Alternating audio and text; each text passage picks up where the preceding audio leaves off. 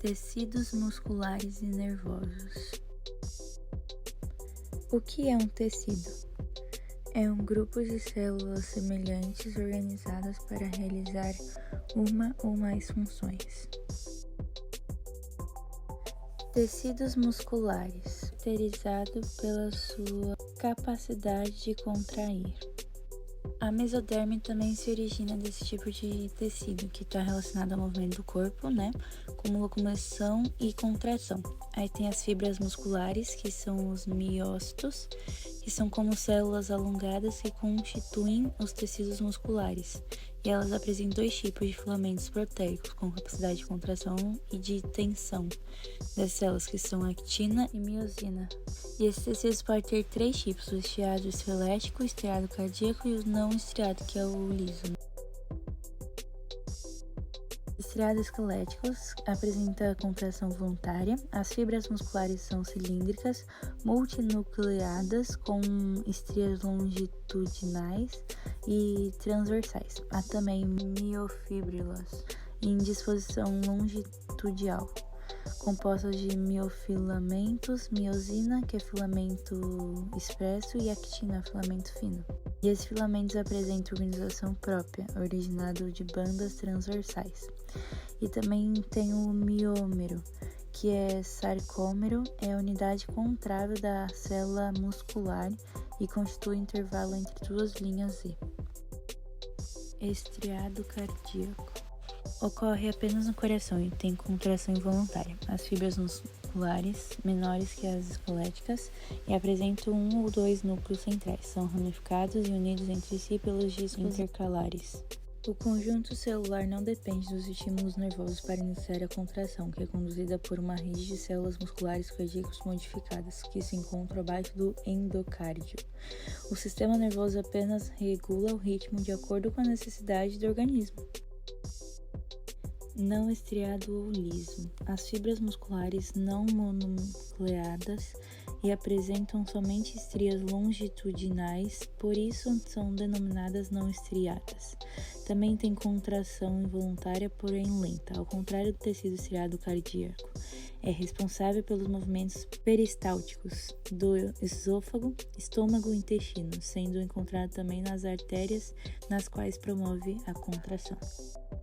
Tecido nervoso. A ectoderme forma o tecido nervoso ou neutral, responsável pela coordenação de muitas funções de órgãos.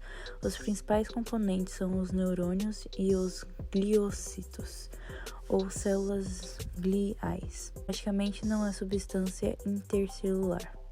Gliócitos, responsáveis pela sustentação e nutrição dos neurônios, produzem mielina e realizam fagocitose. Neurônios são responsáveis por receber e transmitir estímulos nervosos e fazendo com que o organismo responda a eles. Apresentam um corpo celular, do qual partem os dendritos e o axônio. A diferença de carga elétrica é mantida por uma bomba de sódio e potássio entre o lado externo e o lado interno. A membrana está polarizada quando o neurônio em repouso tem lado externo positivo e lado interno negativo. Essa diferença é denominada potencial de membrana ou potencial de repouso.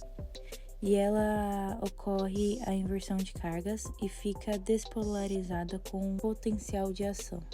O impulso nervoso é a propagação dessa despolarização pelo neurônio. Após o impulso, há a repolarização com a saída de potássio da célula. E o estímulo que gera o impulso acima desse valor crítico é chamado de limiar. Estímulos acima do limiar geram o mesmo impulso nervoso, obedecendo a regra do tudo ou nada. As sinapses são regiões nas quais o impulso é passado a outro neurônio ou às células dos órgãos efetores. As membranas de duas células ficam separadas pela fenda sináptica e dando origem ao impulso nervoso da célula seguinte. Os neurotransmissores mais comuns são acetilcolina, dopamina, noradrenalina e serotonina. Os gliócitos envolvem todos os axônios, conjuntos chamados neurofibra. Os nervos são fibras nervosas unidas por tecidos conjunto denso. As fibras nervosas são amielínicas, quando há somente uma dobra envolvendo os axônios. Fibras nervosas mielínicas apresentam várias dobras ao redor do axônio. Extrato mielínico é o nome dado ao conjunto de dobras envoltórias que não é contínuo, sendo interrompido pelos nós neurofibrosos. Nas fibras mielínicas, a transmissão do impulso é mais rápida que nas fibras amielínicas, pois há um salto de impulso de um nó para o outro.